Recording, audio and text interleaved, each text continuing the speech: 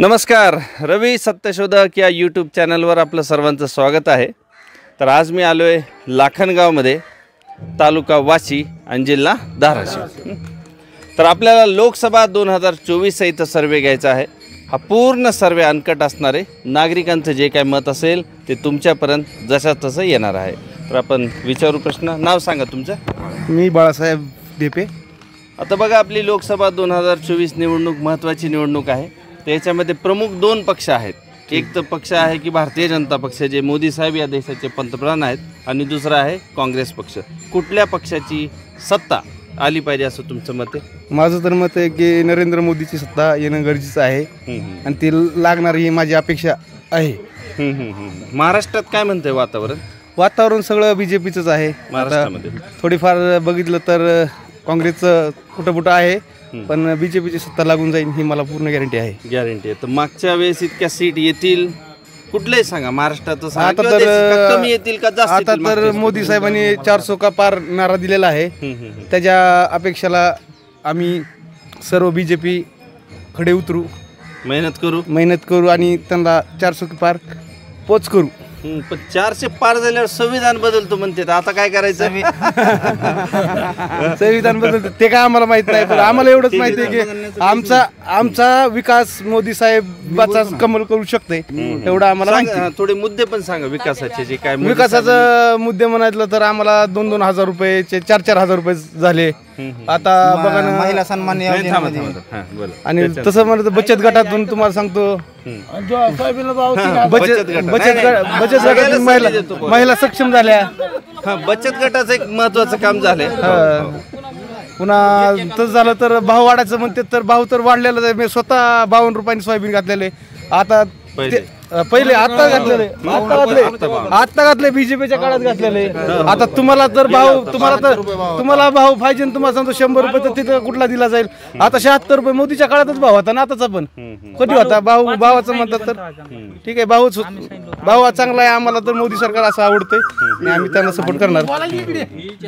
अजून कुठले विकासाचे काम? काय भरपूर विकासाचे काम तुम्ही बघायला गेलात तर आता कुठल्या बी हवेने जा, समृद्धी मार्ग, कुठलाही मार्ग, किती बी रस्ते भारी केलेले त्यांनी। रस्त्याचं काम बघितलं तर रस्त्याचं काम भारी केलेलं आहे। पुन्हा अजून ग्रामपंचायतची इथली काम निधी गपा हा जो आवाज आहे ना, तो व्हिडिओ चालू झाली होती तेव्हा कमीच होता ना, असाच?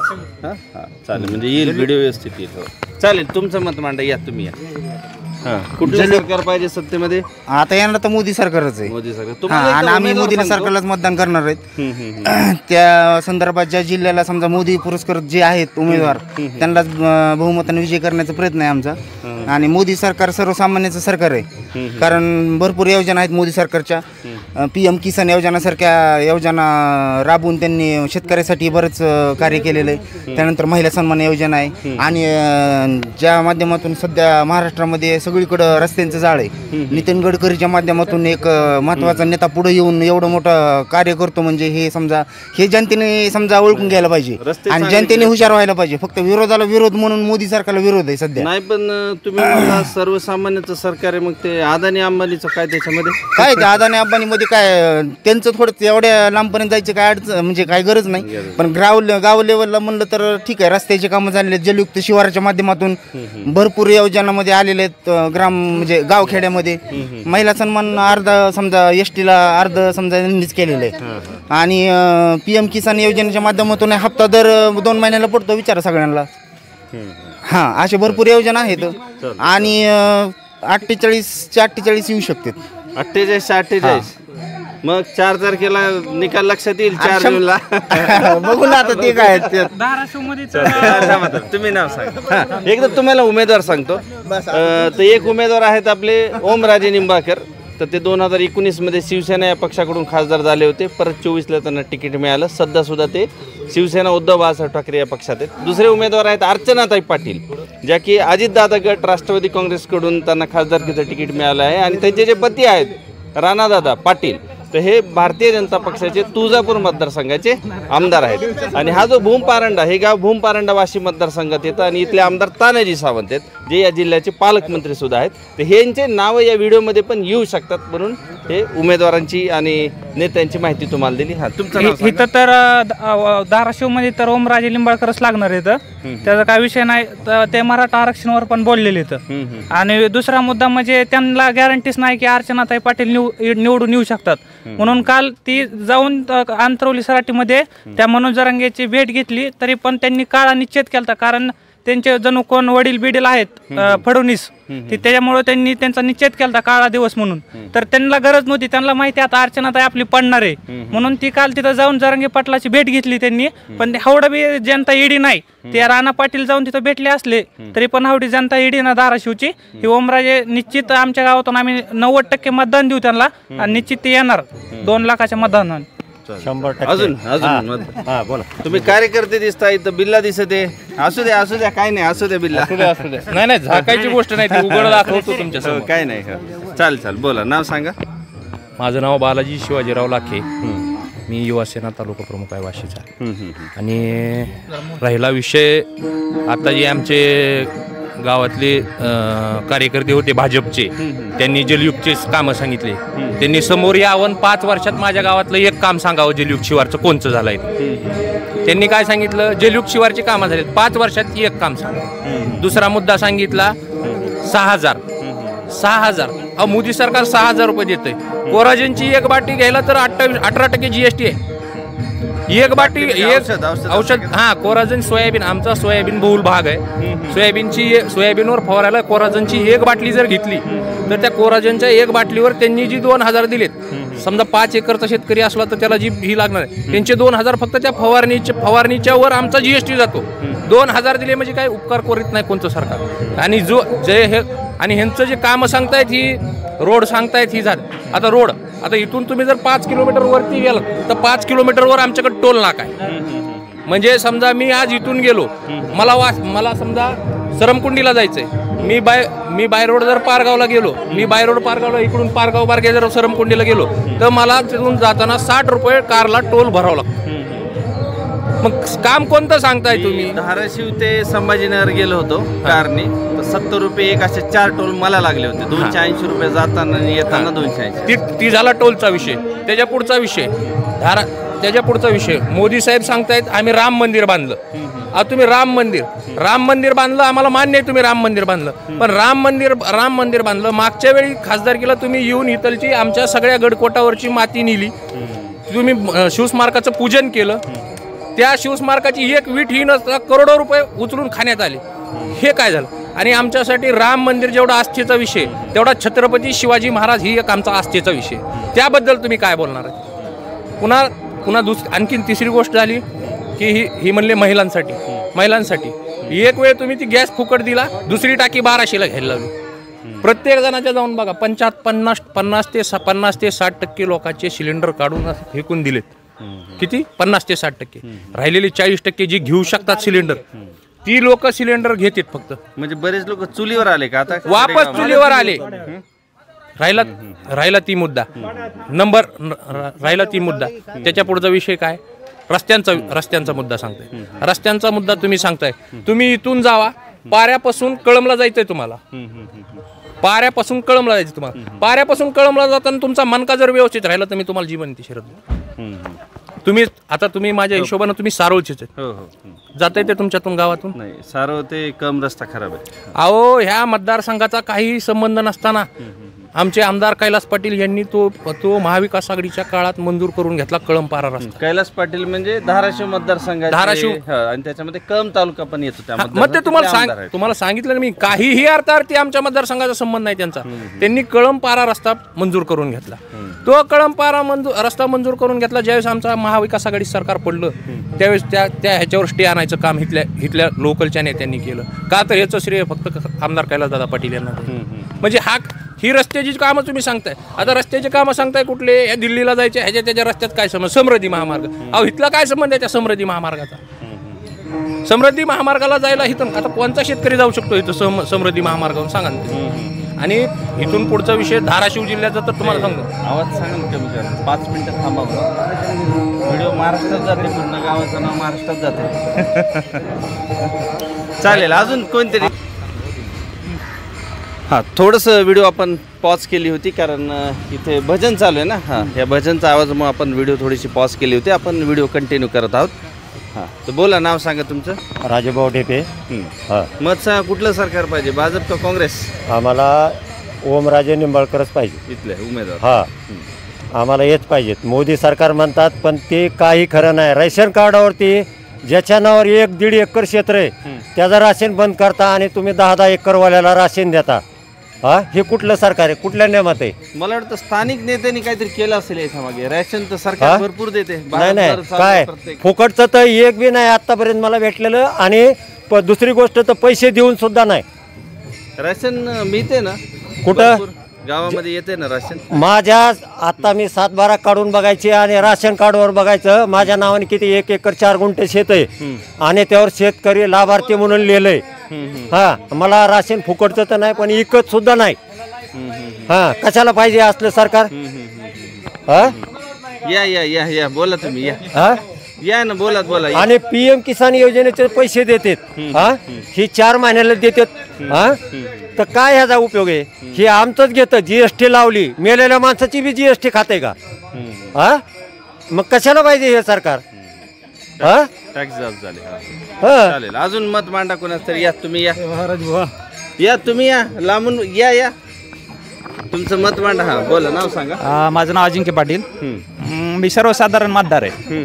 माझं असं म्हणणं आहे की जनतेसाठी, लोकांसाठी जे सरकार काम करेल, आम्ही कुठल्या पक्षाचे नाहीत, BJPचे नाहीत आणि काँग्रेसचे नाही, जे बी पक्ष जनतेसाठी काम करेल त्यांचं आम्ही उदोद करणार. आणि हीच संधी आम्ही 2014ला मोदी सरकारला दिली ती. 2014ला जे वातावरण निर्माण केलं तर त्यांना महागाई, गॅसच्या वाढलेल्या किमती, पेट्रोल डिझेलच्या वाढलेल्या किमती, वाढलेली बेरोजगारी, रस्त्याची परिस्थिती, या सगळ्याला मुद्दे पकडून त्यांना 2014ला जे वातावरण निर्माण केलं, तर त्या वातावरणात त्या लाटेचा मी पण एक भाग होतो. 2014ला मी मोदीचा कट्टर समर्थक होतो. पण आज अशी परिस्थिती आहे की जे त्यांना वादे केले ते महागाई कमी करू, बेरोजगारी कमी करू, लोककल्याणासाठी विविध कामे करू, पण आज कुठल्याच त्यांच्या मुद्द्यावर ते ठाम नाहीत. आणि परिस्थिती उलट आहे. आज आपण बघतो पेट्रोल डिझेलचे भाव 2014ला काय होते, आज काय आहेत. बेरोजगारीचा दर 14ला काय होता, आज काय आहे. पेट्रोल डिझेलचे भाव त्यावेळेस काय होते, आज काय आहेत. आणि GST जनतेवर जो लादला जातो, शिक्षणावर, वह्या पुस्तकावर 18% GST. आणि तुमचे सोन्याच्या कंपन्या असतील किंवा हिऱ्याच्या कंपन्या असतील त्यांना फक्त 3% GST. म्हणजे सर्वसामान्य लोकांच्या खिशाला झळ पोचवायचं काम सरकार करते. महागाई कंट्रोल करू शकत नाही, बेरोजगारी कंट्रोल करू शकत नाही.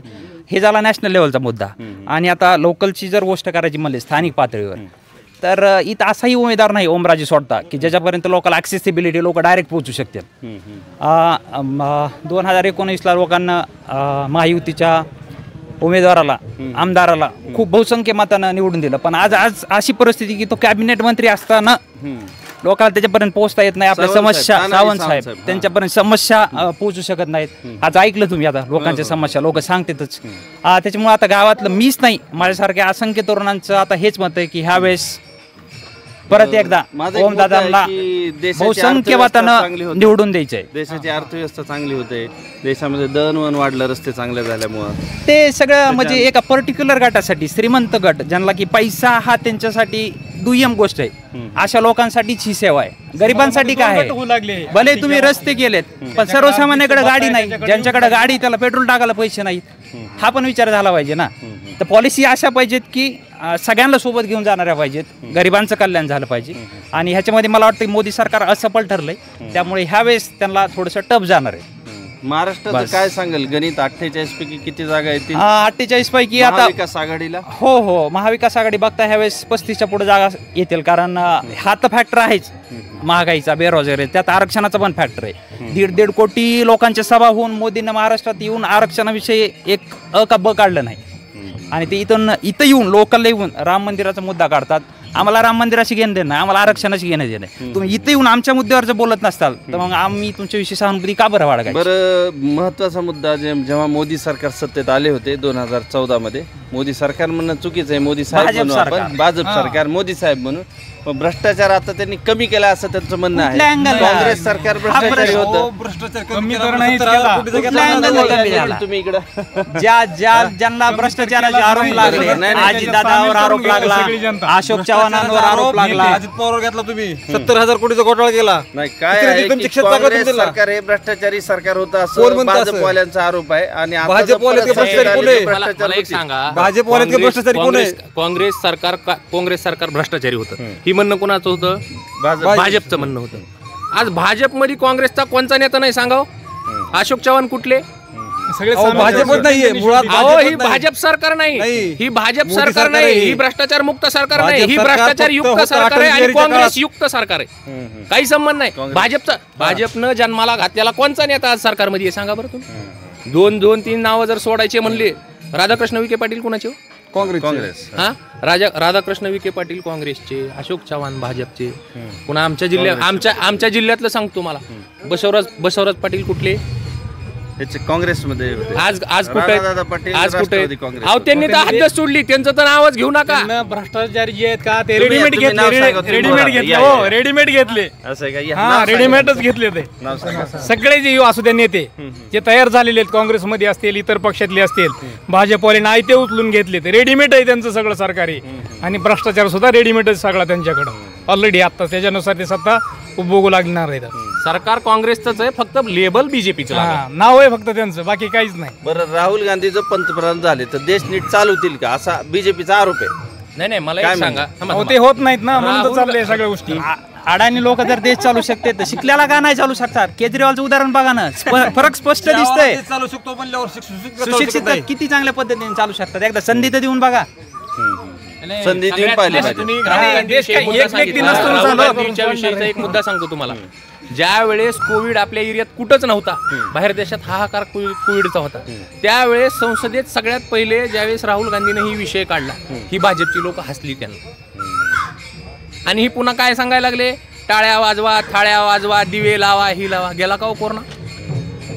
ह्या गोष्टी सगळ्या लक्षात घेतल्या पाहिजेत जनतेनं. ह्यांना फक्त काय झालंय, मुद्दे ह्यांना दिसत नाहीत म्हणून ही राहुल गांधी अहो राहुल गांधीची इमेज ह्यांनी बिघडवली. राहुल गांधीनं ह्याच्या आधी पंतप्रधान होते का? ह्याच्या आधी मंत्री होते का राहुल गांधी? फक्त खासदार होते ना. खासदार म्हणजे किती असतो, त्याच्या कॉन्स्टिट्युन्सी जेवढी असते तेवढा असतो. मग राहुल गांधीचा विषयच काय? राहुल गांधीला अनुभव आपण 10 वर्ष ही माणूस अनुभवला ना. आणि मी तर म्हणतो 10 वर्ष एक माणूस 10 वर्ष ज्यावेळेस पंतप्रधानपदी राहतो त्या माणसाला 11व्या वर्षी प्रचाराची गरज नाही पडली पाहिजे. गेल्या वर्षी 2 मतदारसंघात एक सभा लावत होते. गेल्या वर्षी ज्यावेळेस ह्यांनी सभा लावली, औशाला लावली. कुठं औशाला लावली? लातूरसाठी आणि धाराशिवसाठी. जर त्यांनी काम केलं असतं तर ह्या वर्षी प्रत्येक मतदारसंघासाठी वेगळी सभा घ्यायची काय गरज पडली असती मोदी साहेबाला? ते देशाचे पंतप्रधान आहेत, त्यांच्यावर टीका करणं हा आमचा हेतू नाही. पण आम्हाला जर आमचं काम होत नसेल तर आम्हाला आमच्या मतदानातून दाखवून द्यावं लागेल की तुमची गरज आता जनतेला नाही. चालेल. अजून कोणी आहे? पाणी देतो म्हणजे अजून दुसरं कोणी आहे? तुम्ही बोला, सगळ्यांचं मत आलं पाहिजे इथं. नाही विरोध नाही, काय जे काय असेल ते सांगा. करायची बंद व्हिडिओ बोलता का? या मला